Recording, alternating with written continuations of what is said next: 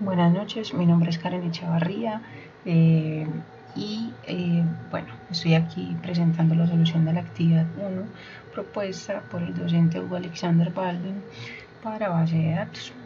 En este caso tenemos un enunciado donde nos están solicitando crear una base de datos principalmente donde se juegan todos los partidos de la liga.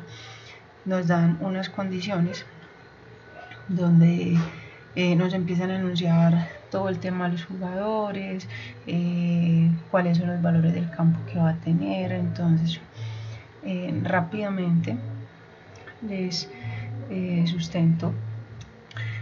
Una vez de haber leído este enunciado, mi siguiente labor fue empezar a rayar en un archivo a mano primero, y luego de pintar de cómo me imaginaba que iba a quedar este enunciado, pues empecé a tener en cuenta que era lo primero que debíamos de tener, y era el tema del modelo de entidad-relación, donde representábamos todo lo que son las entidades o tablas, los atributos, y obviamente pues con qué se relacionan cada una de ellas. Dentro de estas tablas voy a mostrar la solución que yo considere del por qué, a pesar de que nos estaban solicitando solamente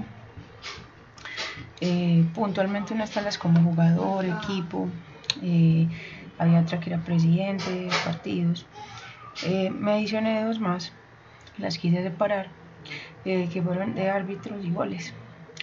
La tabla de árbitros principalmente la agregué porque me pareció importante, dado que por lo general siempre en un partido de fútbol tiene que haber alguien que lo supervise. Entonces en este caso, pues por alguna razón, en el enunciado pues se habla siempre como de quién es el presidente del equipo o el dueño, el nombre del equipo, de los jugadores, pero no se hablaba en ninguna parte del árbitro. Entonces por esa razón quise como adicionarlo a la tabla. Y finalmente la de goles pues también la adicioné con el fin de tener como llevar ahí el control del minuto y la descripción del gol. La quise separar para que dependiera de otra entidad y así fuera un poco más fácil hacer el modelo de entidad-relación. Adicionalmente, a la tabla de jugador, a pesar de que habían unos campos digamos precisos que nos dieron también en el enunciado, quise adicionarle otros campos o otros nombres, otros detalles, para tener como mayor no sé, visualización de la información, y adicional pues también para tener mayor detalle. Y obviamente ampliar como todo el tema de las consultas, que es como la parte de la segunda actividad de donde nos vamos a enfocar luego. Bueno, luego de haber justificado eso, entonces vengo acá. Lo primero que hago es un diagrama de entidad-relación muy a la mano, muy Excel. De hecho esto lo hice en Excel, donde definía todos los atributos y cuál era su relación, si era una relación de uno a muchos, o de uno a uno, o de muchos a varios. Bueno, perdón, está el primero que es de uno a uno, de uno a muchos y de muchos a muchos, ¿cierto? Digamos que en este caso principalmente la tabla jugador está relacionada. Un jugador puede pertenecer a un equipo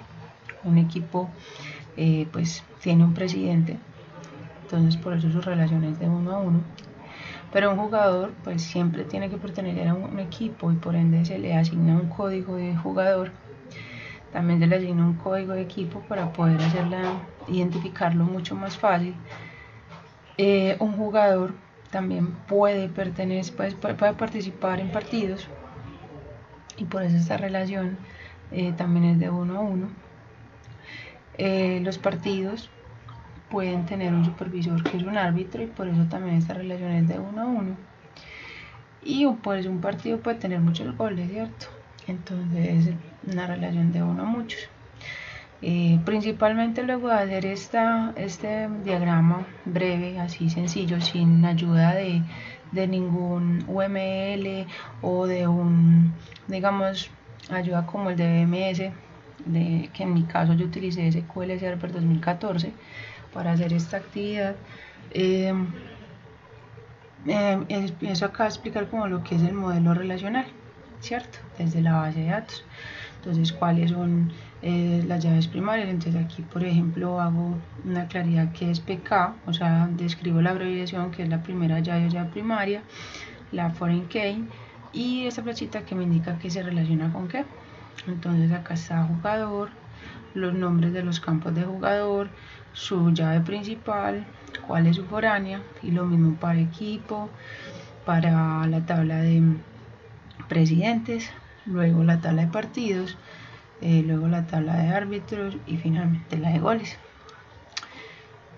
También a cada uno de esos campos que hay allí se le define una estructura de tablas o entidades donde indico, eso es como hacer un diccionario de datos, donde se indica cuál es el nombre de la tabla, cuál es el nombre del campo, qué tipo de campo es, si es un tipo de campo entero o si es un tipo de campo cadena o texto, para ser un poco más preciso, y una breve descripción de cada uno de los campos, del para qué me sirve cada uno de esos campos. Entonces, por esa razón, consideré que la mejor forma de mostrar como esta estructura de los datos era así: listar acá los nombres de la tabla, los nombres de los campos y la longitud de estos. Los que tienen comillas es porque no aplican, porque son números enteros, ¿ya? Y lo mismo porque esto es fecha. Cadenas vienen siendo textos. Listo.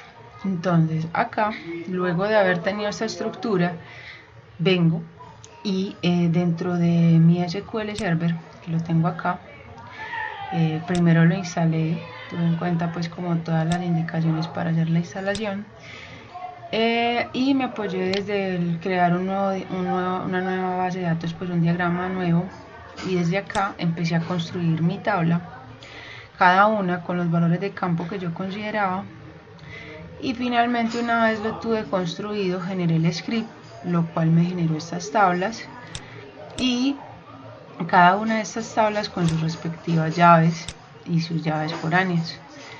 ¿Qué está pendiente por hacer a cada una de estas tablas? Si hacemos un momento una consulta cualquiera, en este momento están vacías, me falta hacer todo el tema de la inserción de la información que corresponde para cada uno de los campos, o sea, empiezan a llenar estos valores que hay acá.